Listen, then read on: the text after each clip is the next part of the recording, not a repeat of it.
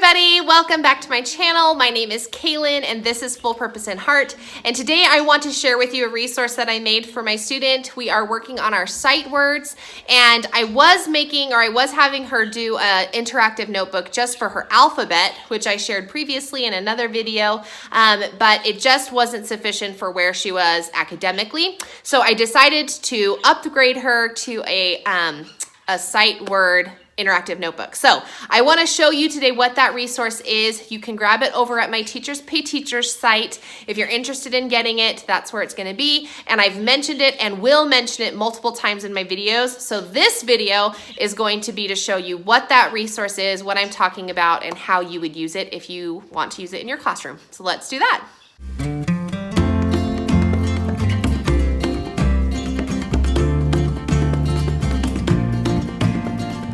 All right, so this is my platform to share with you a resource that I've made and I'd like to share with you. I don't have a blog. I haven't found time to blog just yet, but this is the resource that I've made for my classroom and I'm sharing it over on my Teachers Pay Teachers site.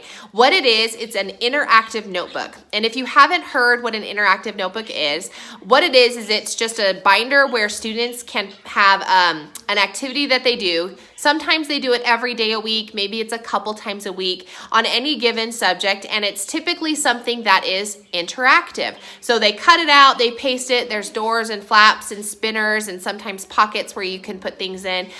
So this is just kind of a place where you can create something that you can keep for a long time, refer to when you're reviewing things, and it's great for all grade levels. Now this particular one that I made is for sight words, so it's good for kindergarten, maybe for early first grade if you're working with a struggling reader. And what I've done is, this is it. So here I've made this cover page and it just says Sight Words Notebook, and I just use one of these really super inexpensive what are these, spiral things that you can get during the school year. I always stock up on a ton of them, more than I need, because when they're 25 cents a piece, my school heart just can't say no. So I always end up getting way more than I need for moments like this. So we start a new folder. Now I will say that at the end of the school year, after you've used this for a long time, it's going to be bulky. It's going to be, I mean, it's not going to be thick, but it's going to be kind of thicker, and because you do glue all of your pages in there. So it's really nice and pretty at the beginning of the school year. At the end of the school year, it's used and loved and full of good stuff. So keep that in mind. I will also say that because my child was doing the interactive notebook as a preschooler, like her when she was 2 and 3, that she's really understanding how to cut and paste and make doors and that sort of thing. If your kiddo has never done an interactive notebook, just be aware that the learning curve is a little bit, it's not hard, but there is a learning curve of how to cut out these pieces and glue them in such a way that it makes doors or turnings or whatever it is that it is, okay? So the first page here is the cover.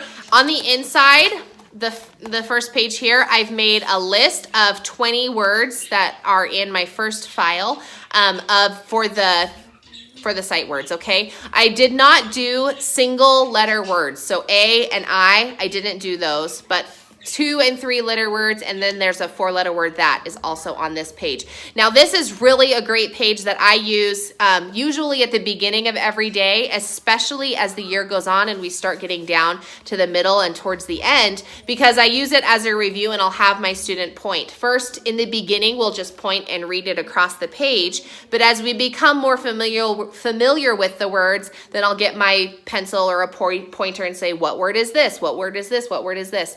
And as we finish them, then we color it in. You can have it where they become proficient, you can color it in, or just at the beginning of the week, you can have them color it in, so that at the end of the whole unit, then you're gonna be all the way to the end here.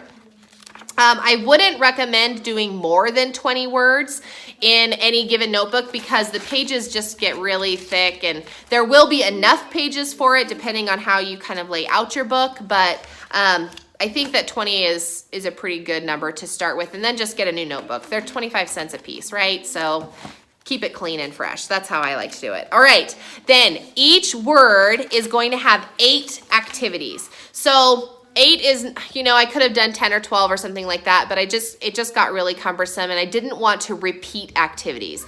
A lot of times when I have seen interactive notebook units available to purchase, there's lots of activities to choose from, but it's just a variation of the same kind of activity. So maybe it's a recognition, or you write it 5 different times or whatever. So I tried to keep it so that it wasn't quite so repetitive.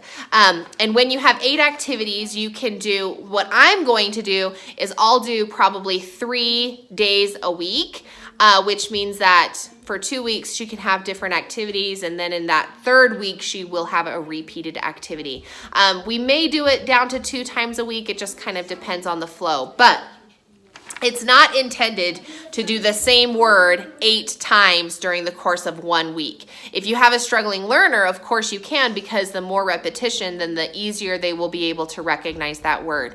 But if after 2 or 3 activities, you may want to do something a little more interactive, and I have some skills that can kind of help with that I'll show you in a different video of how you can kind of repeat those skills with your kiddo, okay? So here's how I laid it out. It's a little different than my alphabet interactive notebook. Essentially, each word is going to take up 4 pages. So if you have more than 1 student, then you'll just copy it more times. In my previous one, I laid it out a little different, and it was a little more confusing than I wanted. So what I did is at the top of each new activity, I just titled like, hey, guess what? It's a new activity. Here's what the activity is called. And then I drew like this line underneath to separate 2 different activities for the same word, okay? So this is a different activity down here than up here. So we've got kind of a, in this one, I called it word recognition. I think I changed it on the actual file that it just says a word sort, because you'll be sorting in this activity. So let me show you, let me flip the camera around and show you what the 8 activities are and how you would actually build those pockets. Now, I will say I don't have any like actual pockets with some loose papers, because Lord knows if I had to pick up one more little scrap of paper that had fallen out of a pocket, I was just gonna go crazy. So I decided not to do pockets in this one. They're all doors. Everything is glued down so that I didn't have any loose leaf papers flying all over the place. So anyway, let me flip the camera around and I'll show you what it looks like. All right, so here's the cover. Again, it's really simple. You put the child's name on the top and then they can color it or you can color it. Here's the front page, as I mentioned.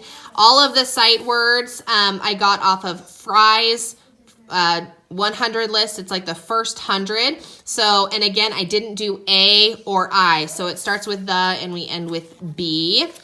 And then these are the 8 activities in no particular order. So we have spot it, dot it, and I use do-a-dot markers when I do this because it's a different medium, and my kiddos love a different medium. And then they put a little glue on the top here so it turns into a door, and underneath the door is where they've read the word and had to spot it with their do-a-dot marker. So it's a different medium, like I said. The kiddos love that, and it's just like a clean, fun door. This is a word pyramid, and this was actually a skill. It's all over the place, but I heard about this skill when I went to a spelling conference to kind of teach spelling. So I've made it so that my student would do it 2 separate ways. Now this is my handwriting as a sample, but you just do a phonetic build of the word. So you start with the beginning sound, ah, you go with the second sound, and then you add the third sound, and. And then you'll actually, instead of just having the student just write it, as the teacher, you can go through and point and have the student phonetically sound it out, and then you also build it down backwards. So they say and, So do it both ways because in your brain it'll kind of stick a little bit better that way. And I did not explain that as well as the phonetic lady did, but there you go. Okay, this is word art. This is just a fun way to get kids to work on their motor skills and their coloring. And since my daughter is 4, this is a really great practice for her. It's just kind of fun. They can color it however they want. This is another door. So this is find word sentences and highlight them.